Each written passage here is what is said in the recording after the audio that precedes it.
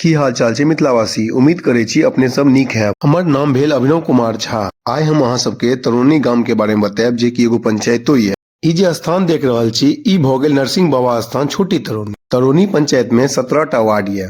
एकर चौहद्दी के बात करी तो दक्षिण में फरदाहा शिवराम, पूरब में नेहरा, पश्चिम में सोनकी आमी तथा उत्तर में कन्हौली सकरी ये। ई जे जगह देख रहल छी एकर नाम भेल शिवदल धाम, जेमे बजरंगबली के मंदिर और महादेव मंदिर अछि। ई जे पोखरि देख रहल छी ई पोखरि के नाम भेल बड़ी पोखरि। एगो अनुमान के अनुसार ई पोखरि 52 बीघा में फैलल अछि। कहल जाइए ई पोखरि के दैत खुनने छला एक राति में। ई जे स्कूल देख रहल छी ई स्कूल से हम चौथा से 8वां तक के पढ़ाई करने छी। अहूँ सब में बहुत लोग हेता जे ई स्कूल से पढ़ने हेता, ओ कमेंट में जरूर बताएब। जे मंदिर देख रहल छी एहि में रामलला विराजमान छै और रामलला मंदिर नाम से जानल जाइत अछि। ई जे स्थान देख रहल छी ई स्थान के नाम भेल फलारी बाबा।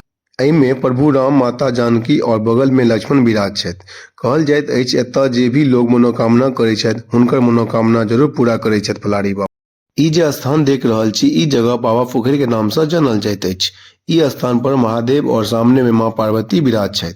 ई स्थान पर अहूँ सब आबू, बहुत शांति मिलत आबि कऽ। ई जे स्थान देख रहल छी ई भऽ गेल महादेव मंदिर बड़ी तरोनी और बाजू में भऽ गेल दुर्गा मंदिर। ई जे मंदिर देख रहल छी ई भऽ गेल बजरंगबली मंदिर बड़ी तरोनी।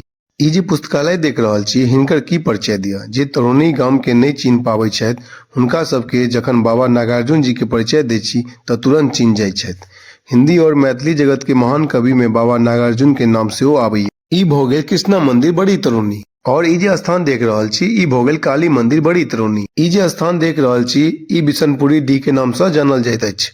श्री श्री 1008 बाबा बिशनपुरी जी बहुत ज्ञानी छै। सरस्वती पूजा के समय बहुत लोग दूर दूर से आबै छथि अपन बच्चा के भट्टा दियाबै ले। उम्मीद करे छी कि अहाँ सबके ई वीडियो नीक लागल हैत।